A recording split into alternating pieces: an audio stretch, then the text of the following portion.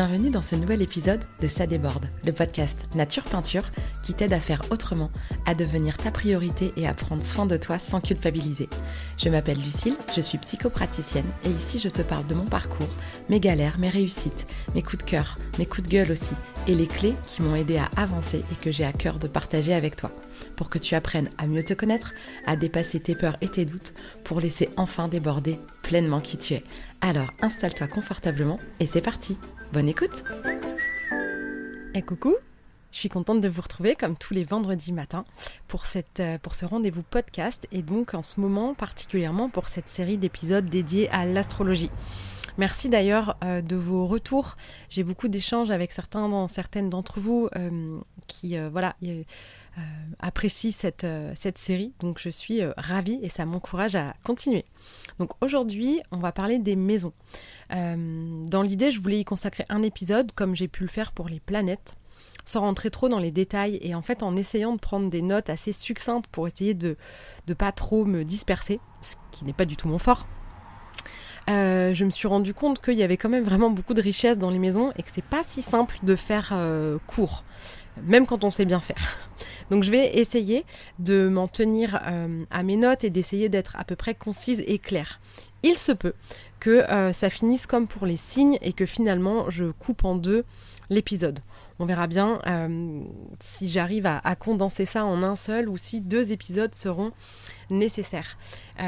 Aujourd'hui, il y a aussi un petit clin d'œil que je trouve rigolo, c'est que c'est mon 30e épisode depuis la création de mon podcast fin janvier et on est le vendredi 30 août, donc je trouvais ça rigolo.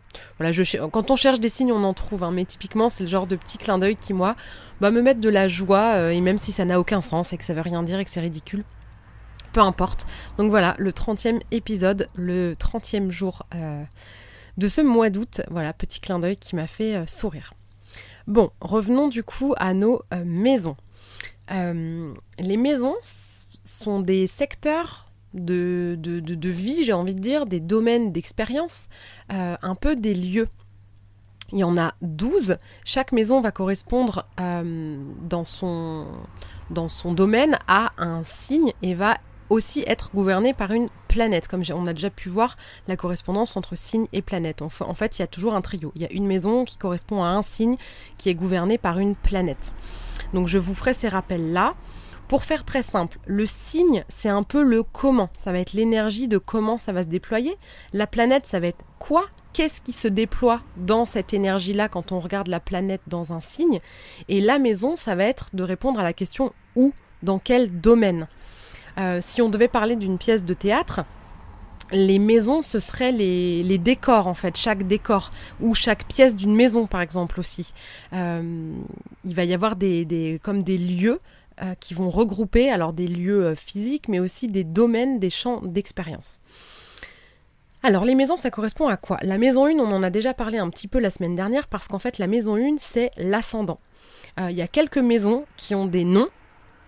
Donc ce sont les maisons angulaires, on appelle ça. Donc c'est la croix, on appelle ça aussi la croix d'incarnation. Donc on a l'axe ascendant-descendant, maison 1, maison 7, et le fond de ciel, milieu de ciel, qui sont la maison 4 et la maison 10. Mais j'y reviendrai en temps voulu. Mais ces 4 maisons-là ont des noms. Les autres n'ont pas de nom en particulier. Mais je vais prendre le temps de toute façon d'expliquer le domaine de chacune, ou en tout cas voici le domaine de chacune.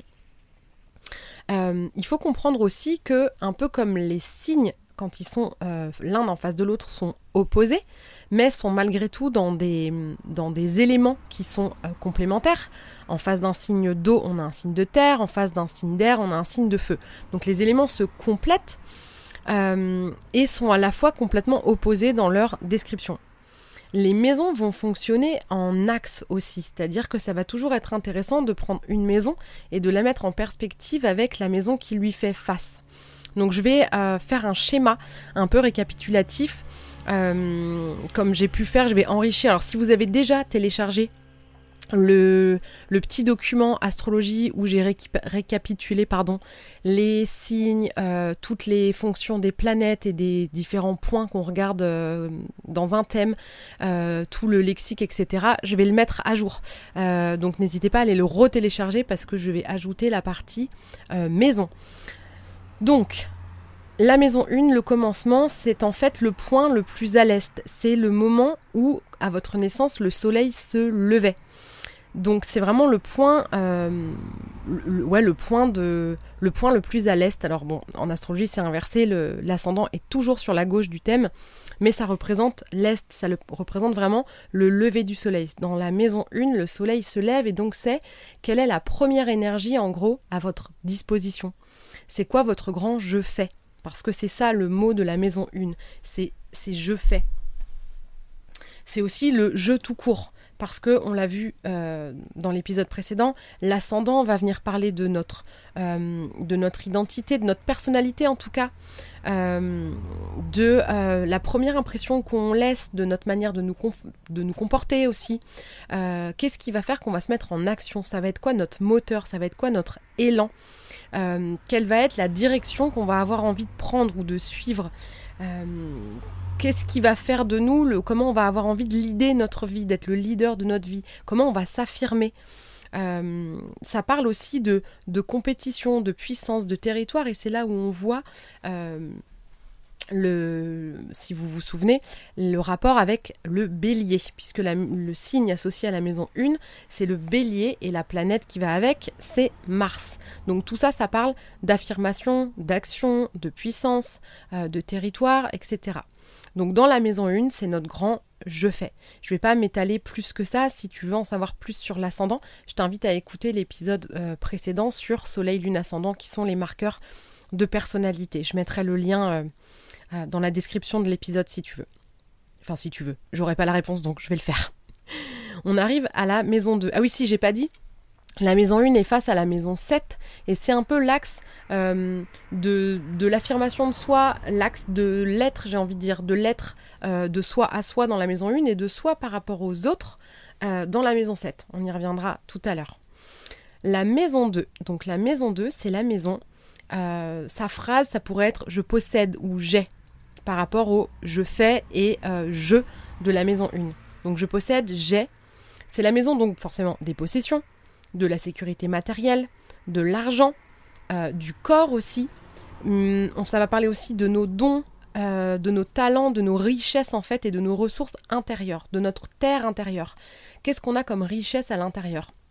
Comment on se sécurise matériellement ? Comment on exploite, comment on fait fructifier nos dons, nos talents, nos ressources pour faire de l'argent, pour en profiter. Quand on parle d'argent dans la maison 2, c'est vraiment l'argent du travail qui va découler de nos dons et nos talents. Ça va vraiment être le fruit de l'arbre qu'on a pris le temps de planter, de prendre soin, d'attendre que ça pousse, etc. et de fructifier vraiment dans ce sens-là. C'est aussi une maison qui va parler du patrimoine, de l'immobilier, de tout ce qui va être acquis par le travail. Et il y a vraiment cet un peu enjeu de acquis inné. Dans l'inné, ça va plutôt être les richesses, les ressources intérieures qu'on possède déjà à l'intérieur. Et il y a aussi ce qu'on va acquérir vraiment de concret, parce que la maison 2 est en analogie avec le signe du taureau, et la planète Vénus. Donc on voit là avec Vénus le côté don, talent, etc., richesse. Et dans le côté taureau, on voit le côté concret. On parle aussi du corps, du concret. Donc là, dans le patrimoine, l'immobilier, on parle d'argent, d'argent sonnant et trébuchant, ou vraiment d'une maison, vraiment de l'immobilier dans ce sens-là. C'est aussi une maison qui ramène à la nature, et à l'attachement, que ce soit l'attachement matériel, on en revient au côté possession, ça va être vraiment possession et attachement à la fois matériel, mais aussi dans les relations. Il y a quelque chose de l'ordre de un peu l'accumulation, de garder, de posséder pour vraiment venir enrichir. Donc quand on parle de lieux, les lieux qui vont être un peu régis par la maison 2, ça va être les banques, un peu tout ce qui va être entrepôt, mais aussi les bibliothèques, où on va avoir des livres, où le savoir va être consigné dans des livres, des choses concrètes. Donc cette maison 2, elle fait face à la maison 8, qui elle va plutôt parler de dépossession. Là, on va parler de gain dans la maison 2, quand on va plutôt être dans un axe de perte dans la maison 8. Mais vous voyez bien qu'il y a quand même un rapport entre les deux. On arrive ensuite à la maison 3. La phrase de la maison 3, c'est « je pense »,« je communique ». C'est aussi dans le côté « j'échange ». Je communique par l'échange, que ce soit de marchandises, parce que ça régit aussi le commerce et les commerçants, mais aussi par les mots et les informations qu'on va pouvoir se passer. Donc la maison 3 correspond au signe des Gémeaux, et elle est gouvernée par Mercure. Donc, dans cette maison 3, on parle clairement de communication, de pensée, de réflexion. Ça va être le lieu de nos idées, de nos apprentissages, notre manière d'apprendre, la curiosité. Il y a aussi un enjeu de mouvement, mais assez petit, de petits déplacements. On parle d'environnement proche. Ça va aussi faire référence à nos frères et sœurs, nos cousins potentiellement, nos voisins, tous ces environnements comme ça qui vont être assez proches, avec toujours cet enjeu de faire du lien, de mettre des mots. Ça va régir l'école primaire, le collège, là où les savoirs sont encore de l'ordre de la culture générale, où c'est un peu touche à tout. On va pas, dans la maison 3, les connaissances de la maison 3, on va pas parler de spécialisation. Ça, on le retrouvera plus dans la maison qui est en face, dans la maison 9. Mais là, on est dans quelque chose de l'ordre de la proximité, des petits déplacements.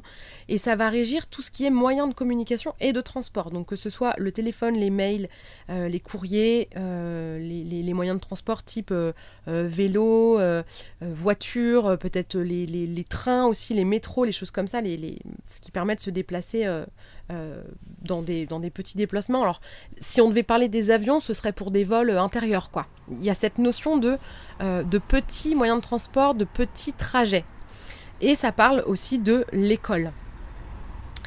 La maison 4 va parler, elle, de famille, de protection, de soins. Ça va rappeler la maman. Donc la maison 4, c'est la maison qui porte le nom de fond de ciel. Pourquoi ? Parce que quand la maison 1 est l'ascendant, donc le point le plus à l'est, le fond de ciel, c'est le milieu de la nuit, en fait. Donc la nuit, ça ramène à la lune, donc c'est la planète qui gouverne le cancer qui fait référence à la maison 4. Donc les mots ici, ça pourrait être « je nourris »,« je protège », mais aussi dans l'autre sens, « je suis issu de ». Pourquoi ? Parce que ça va parler des racines familiales, de notre environnement familial, de notre foyer, de vraiment notre ancrage. Ça parle aussi de ce dont on a besoin émotionnellement pour se sentir en sécurité. Ça va aussi décrire peut-être l'ambiance dans laquelle on a grandi, tout notre environnement familial. On va parler ici aussi d'attachement.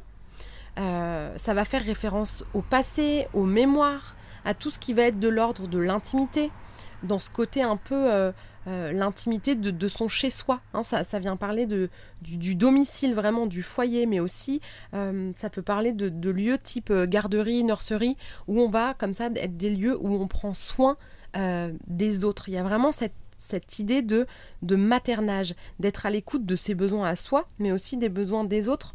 On va parler de sécurité intérieure, de sécurité émotionnelle, et on retrouve tout cet enjeu qu'on a pu voir avec l'énergie du cancer et avec l'explication de la fonction de la lune.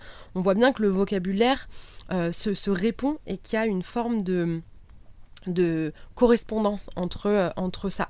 Mais il ne faut pas non plus tout mélanger, parce qu'on est bien sur du quoi, comment et où.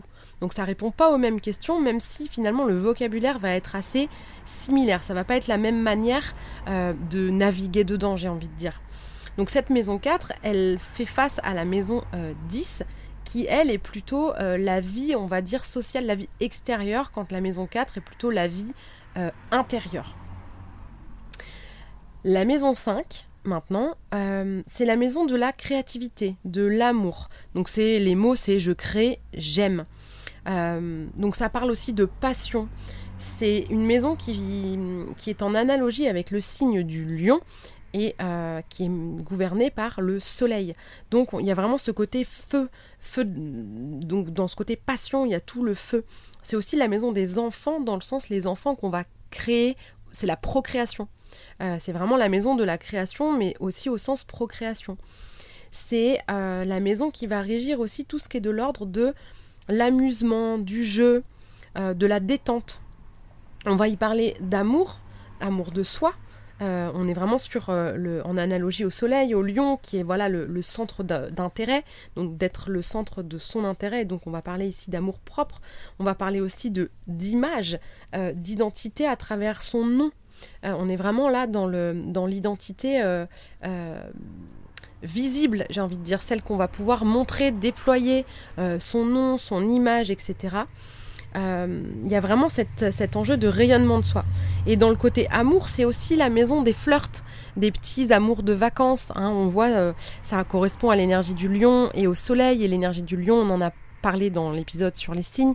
C'est le mois d'août. Il y a ce côté passion, amour de vacances, de plaire, d'être beau, d'être bronzé, etc. Donc on retrouve ces enjeux-là un peu dans la maison 5. Il y a aussi tout un côté artistique vraiment, parce que quand on parle de création ou de créativité, on parle pas que de procréation, on parle évidemment d'un côté artistique. Il y a un côté peut-être acteur, peintre, des choses comme ça, une vraie fibre artistique qu'on va retrouver là dans cette maison 5.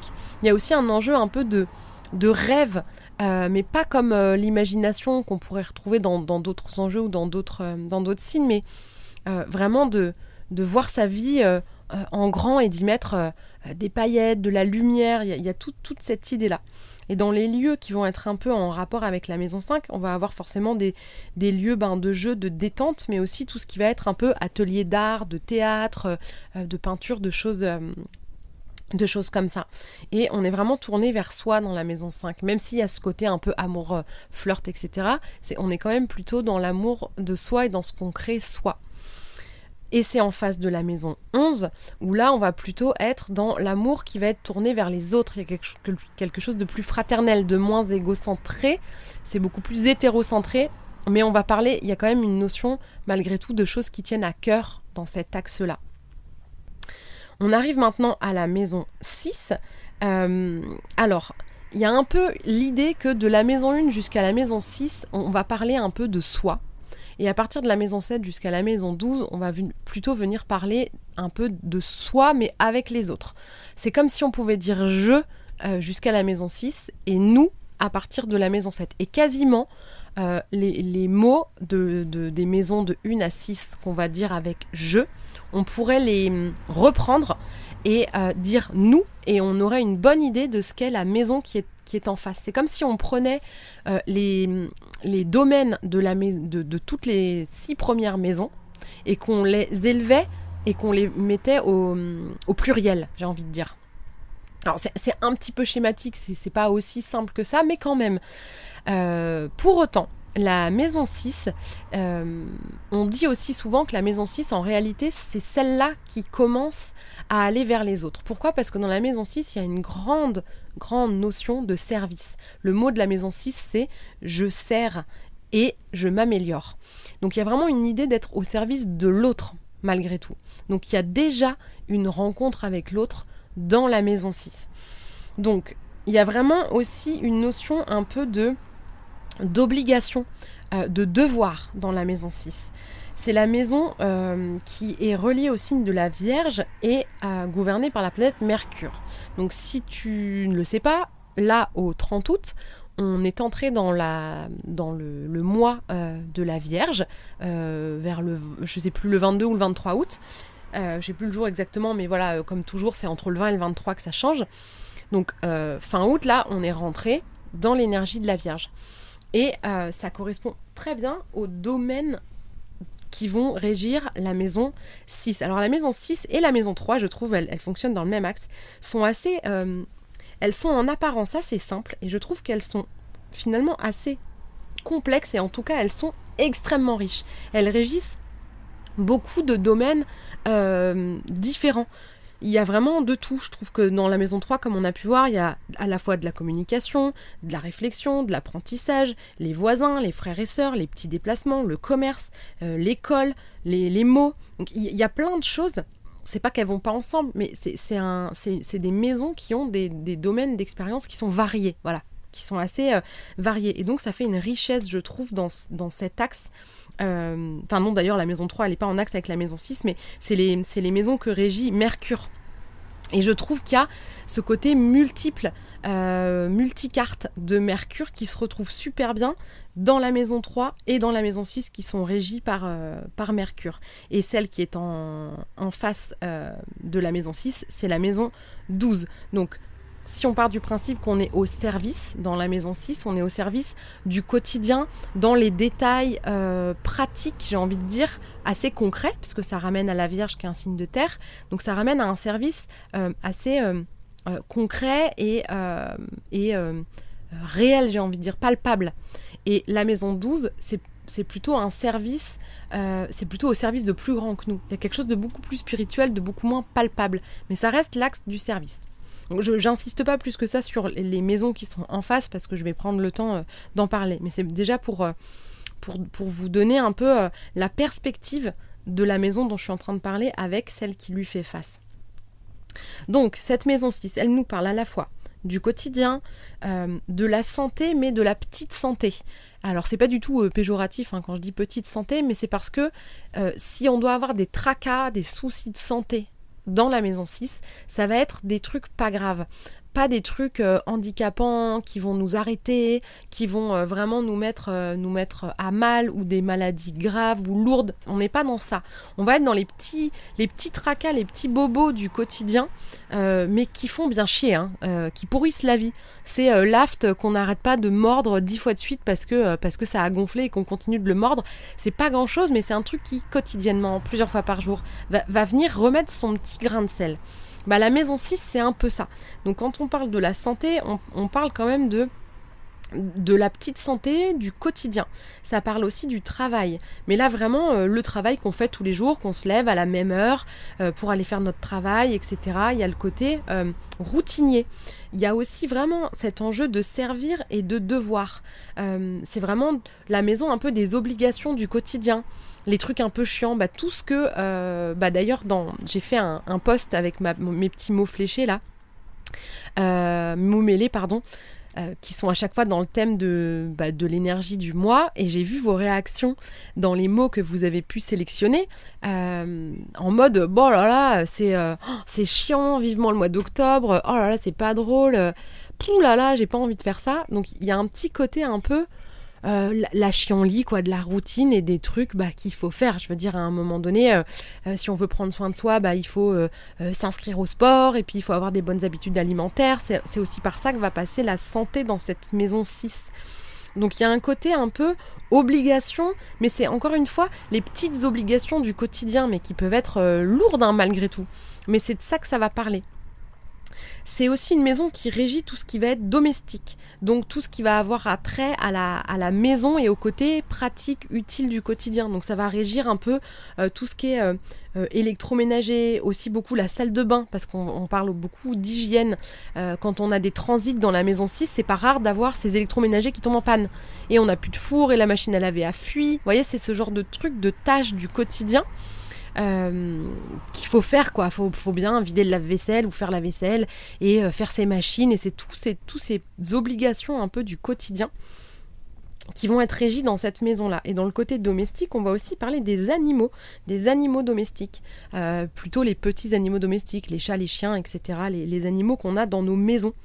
Donc pareil, quand on a des petits soucis ou des envies, parce que c'est pas toujours au négatif. Alors moi les gens ont tendance à venir me voir quand il y a des soucis. Donc moi je vais regarder les transits qui sont plutôt dans l'ombre que dans la lumière pour venir donner des clés pour sortir de tout ça. Donc j'ai plutôt le réflexe souvent de penser à ce qui peut poser problème dans une maison, dans une énergie ou avec la fonction d'une planète, alors que il y a aussi évidemment des choses très lumineuses. C'est ce que j'essaye d'expliquer avec cette énergie de la Vierge dans laquelle on est et qui ramène à cette maison 6 de...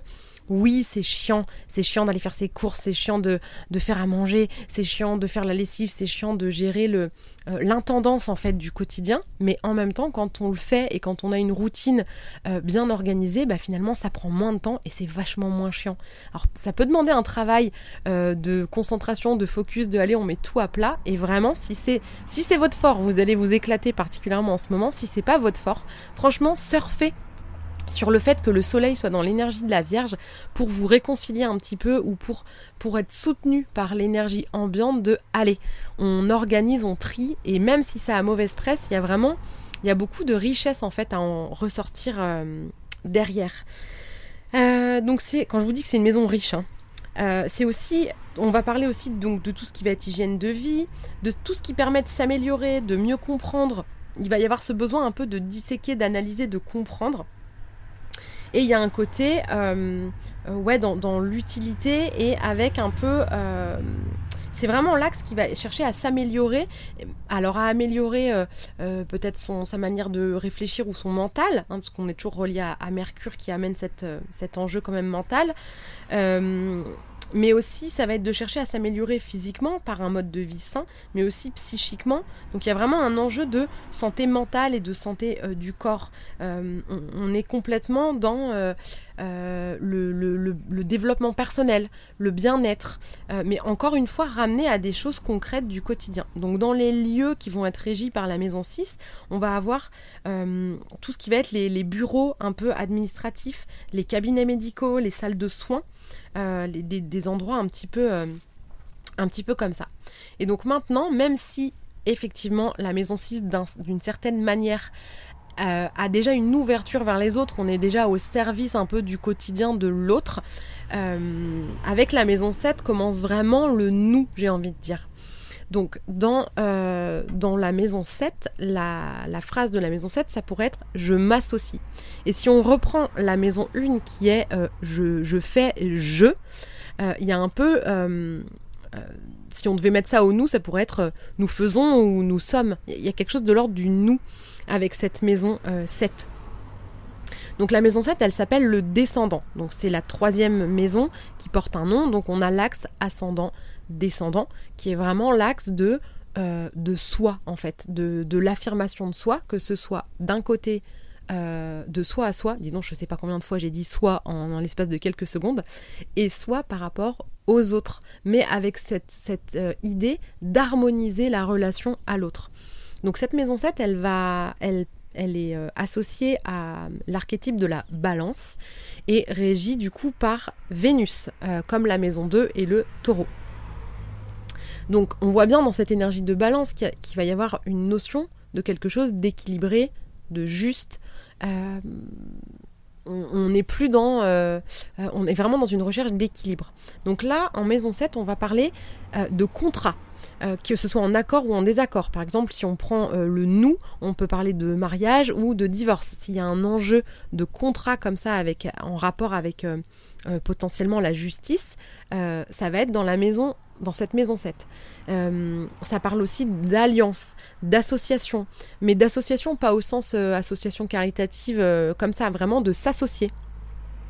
On est vraiment sur le lien à l'autre, avec aussi tout cet enjeu de diplomatie, le couple, bien évidemment, c'est vraiment la maison du couple.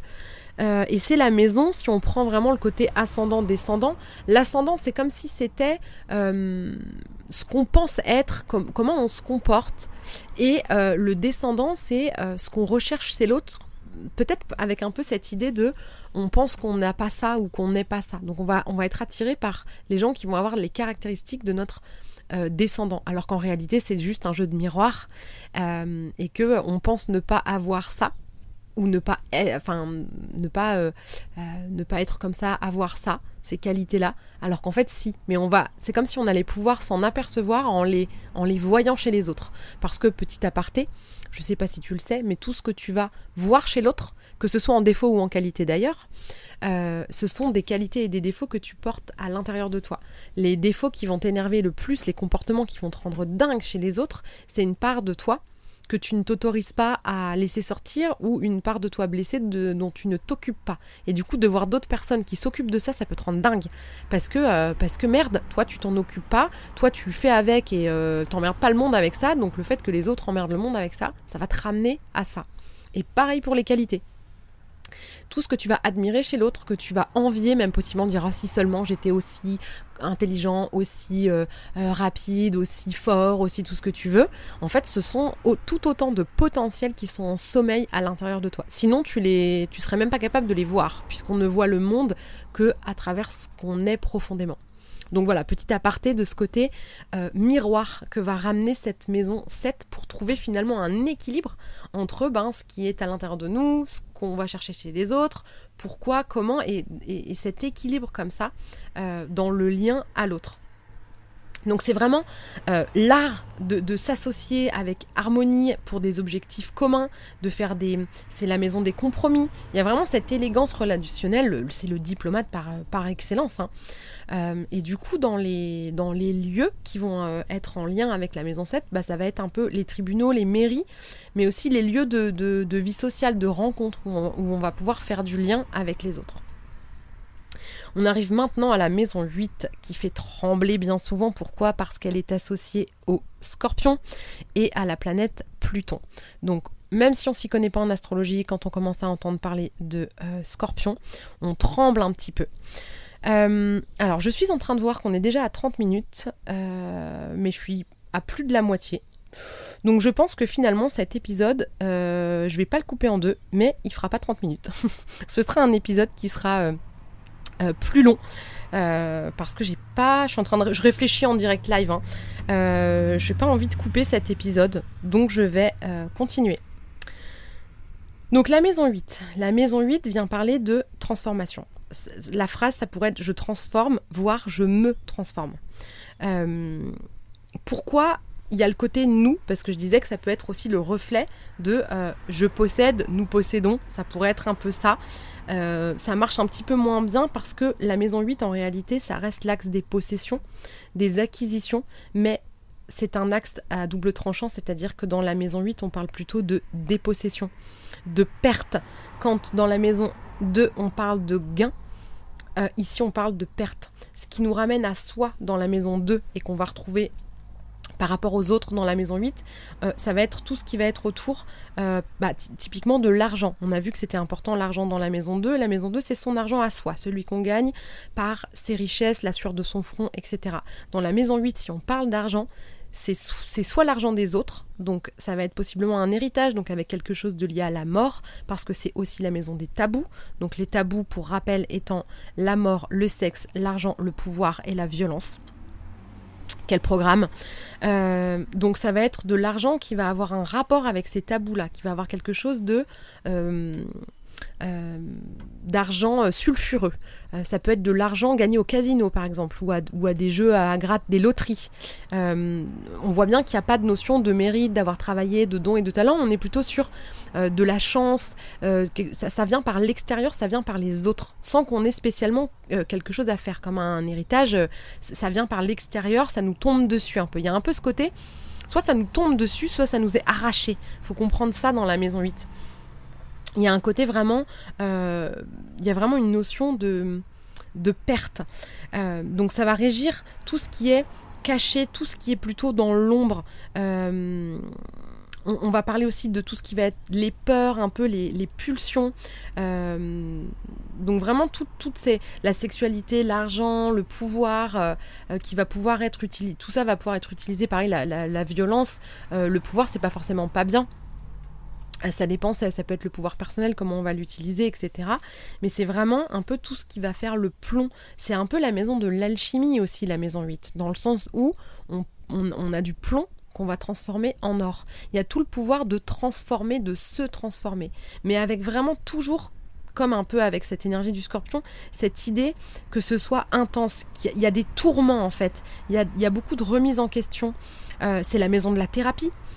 Parce qu'on va aller explorer les ombres, l'inconscience qui est aussi caché par l'inconscience, qui est refoulé.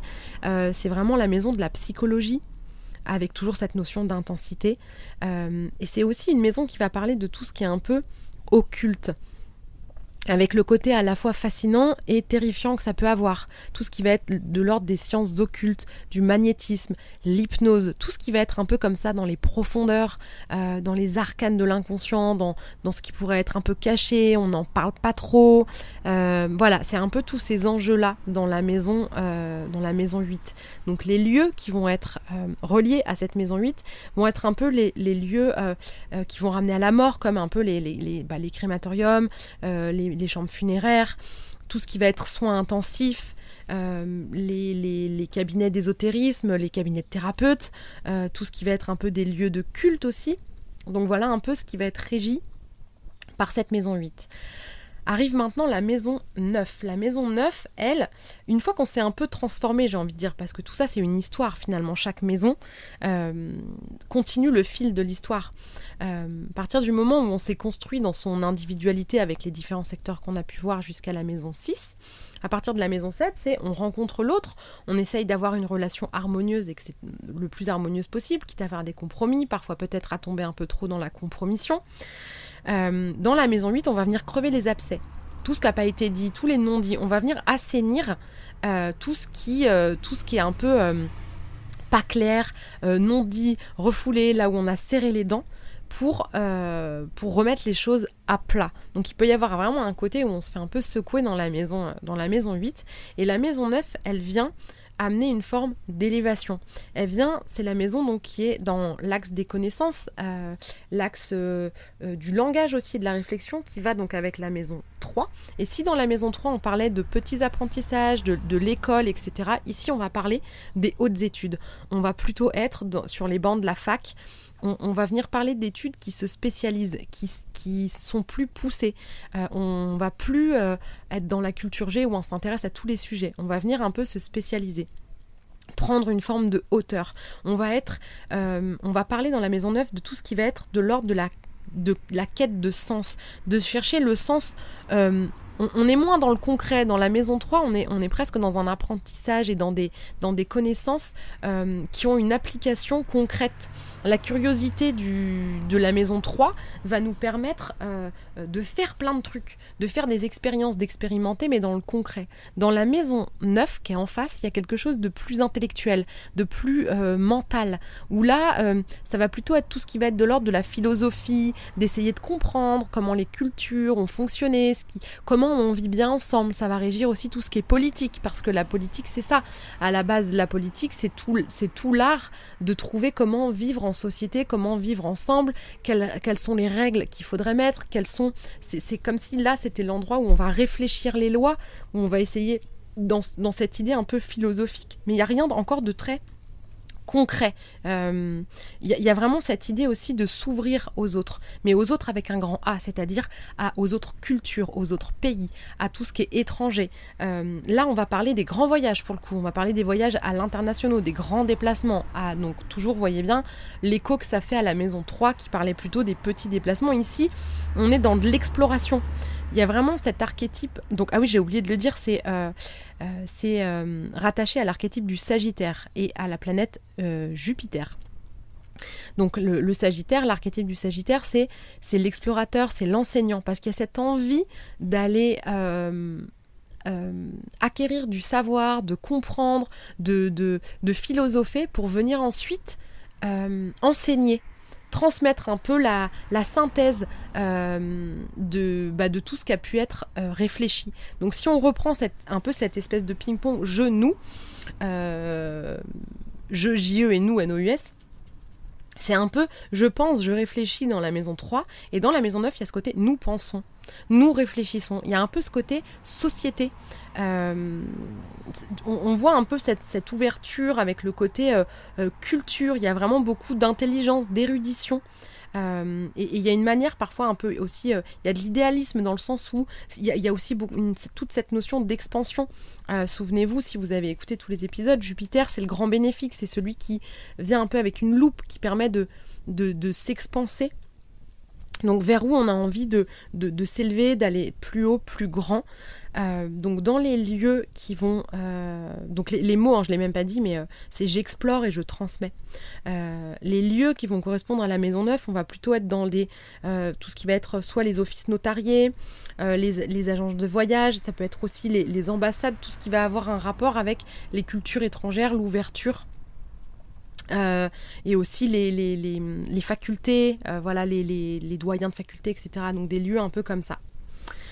On arrive à la maison 10. Donc la maison 10, son mot c'est j'accomplis. Donc c'est la dernière maison qui porte un nom, elle s'appelle le milieu de ciel. Donc quand le fond de ciel, la maison 4, parle des racines, on peut imaginer un arbre qui a ses racines et qui va vers l'accomplissement finalement, vers je fais des feuilles et puis je fais des fruits. Il y a vraiment ce côté d'aller s'accomplir dans cet axe de puiser dans ses racines pour aller dans sa carrière, dans sa vocation et pour se développer vraiment à l'extérieur. Donc c'est plutôt le milieu de la nuit, donc plutôt minuit, la maison 4, le fond de ciel, et le milieu de ciel va parler de midi. C'est le zénith, c'est le moment où le soleil est le plus haut dans le ciel. Donc c'est vraiment l'endroit de l'accomplissement le plus haut. Mais là pour le coup on revient à de l'accomplissement concret. C'est-à-dire que là on va parler ici de vocation professionnelle, de carrière. Qu'est-ce qu'on a construit comme carrière ? Il y a toujours une notion de temps avec la maison 10 qui ramène au Capricorne et à Saturne. Donc Saturne, pour rappel, c'est Chronos, et donc il y a toujours ce côté de structure, d'avoir besoin de temps. Rome, c'est pas construite en un jour, mais c'est Rome qu'on a construit. C'est pas juste une maison ou juste un quartier. Donc il y a vraiment ce côté de qu'est-ce que je mets en place, c'est quoi la première pierre dans tout ce que je vais concevoir, qu'est-ce que je veux réaliser, dans quoi je veux me réaliser, qu'est-ce que je veux accomplir, limite même quelle trace j'ai envie de laisser derrière moi, qu'est-ce que j'ai envie de laisser, qu'est-ce que j'ai envie d'avoir comme empreinte, mais vraiment axé sur le côté carrière. On est vraiment dans le professionnel. C'est vraiment l'accomplissement vraiment de l'adulte. Il y a aussi ça. On a dit la maison 4, c'est plutôt l'enfance. La maison 10, c'est vraiment la réalisation de l'adulte. Il y a aussi tout ce côté mise en pratique, principe de réalité. On revient sur quelque chose de concret.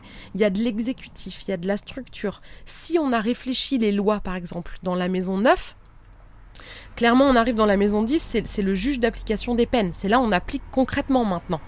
On applique la loi, on s'y tient, et dans le concret, par quoi ça se traduit ? On applique avec cette idée d'accomplir. Il y a vraiment beaucoup de grandeur dans cette maison 10. Du coup, dans les lieux qui vont correspondre, on va beaucoup avoir des lieux de pouvoir, des lieux politiques, aussi les bureaux de direction d'entreprise, des choses comme ça. Ça va être des lieux un peu comme ça qui vont évoquer la maison 10. Alors, la maison 11, l'avant-dernière maison, donc elle fait face à la maison 5, qui était la maison de l'amour et de la créativité. Et c'est comme si c'était « j'aime » dans la maison 5, et on pourrait presque dire « nous aimons » dans la maison 11. Le mot quand même de la maison 11, c'est « je participe, je contribue ». Il y a vraiment dans cette maison 11 qui est en analogie avec le signe du Verseau et la planète Uranus, il y a cette idée de vouloir contribuer au collectif, mais vraiment avec cette idée d'un monde meilleur, de vouloir améliorer les choses. C'est la maison des idéaux, c'est la maison des projets, mais pour le coup non professionnels. Les projets professionnels, c'est dans la maison 10, les autres projets vont être plutôt dans la maison 11. Il y a aussi, c'est la maison des amis.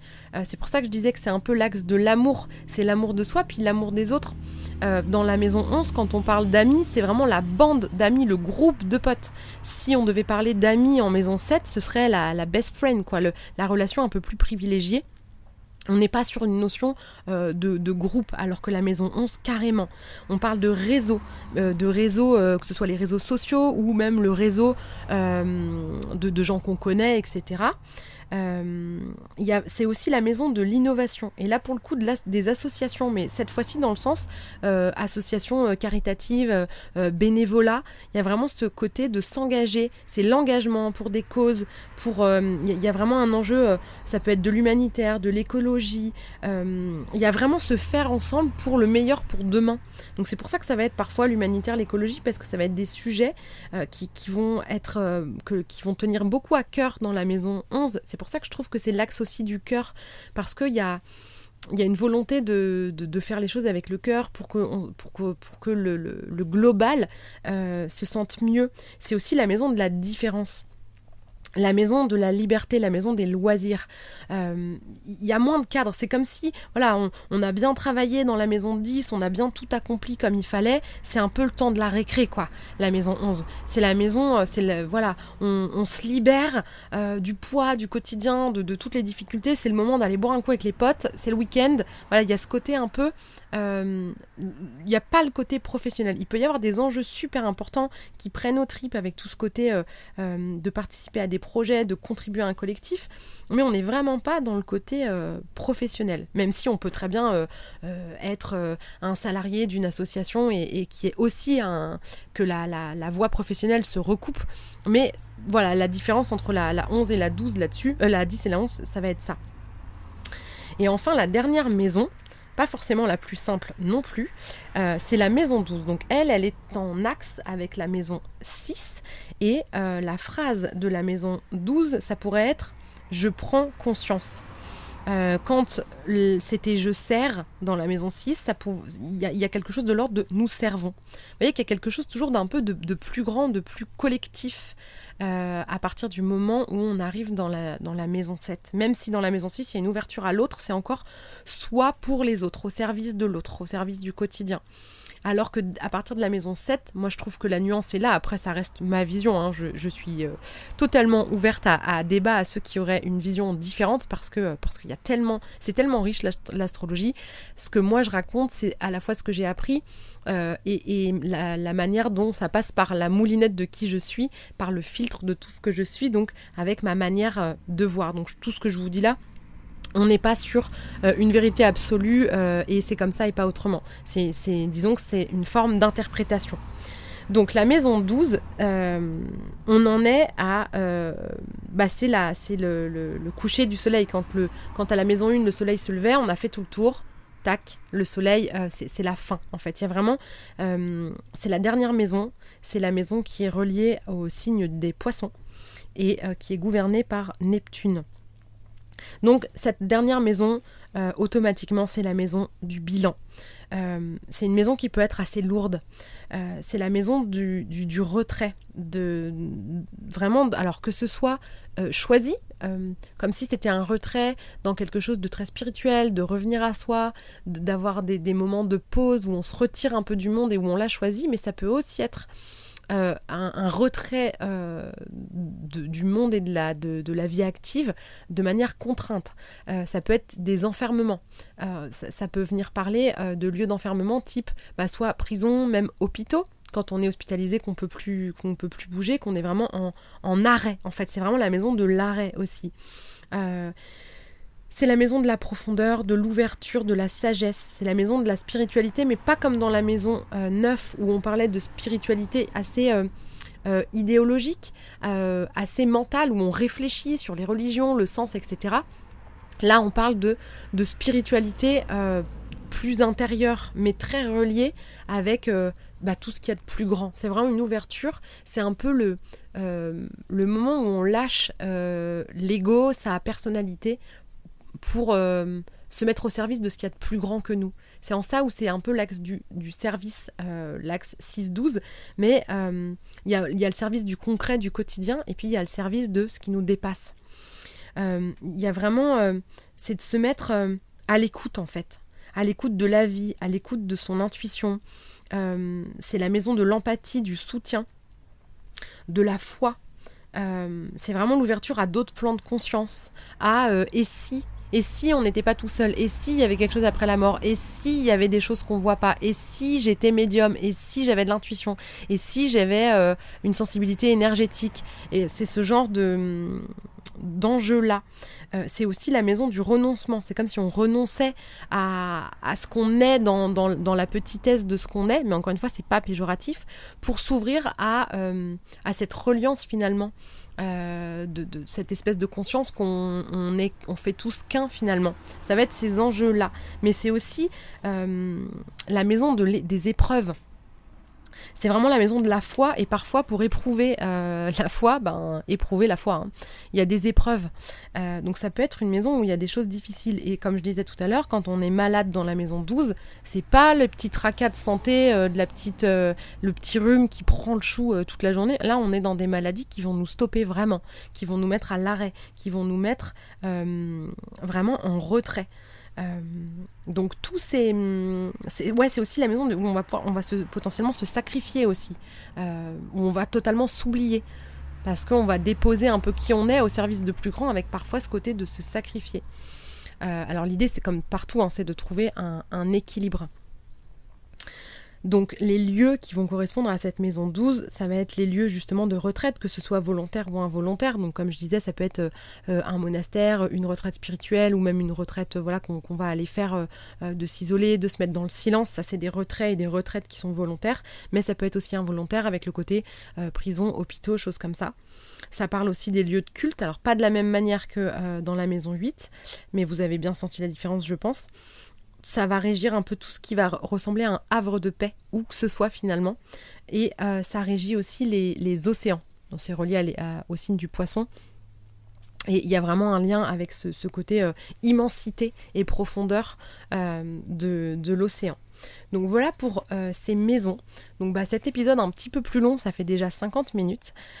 J'espère que ça vous a intéressé, j'espère que vous avez mieux compris ces différents domaines, ces différents enjeux de vie qui vont être plus ou moins habités dans votre thème, certaines maisons vont avoir beaucoup de planètes placées dedans, d'autres pas du tout.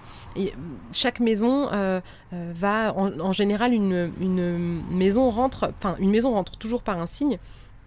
Normalement, il y a une maison par signe.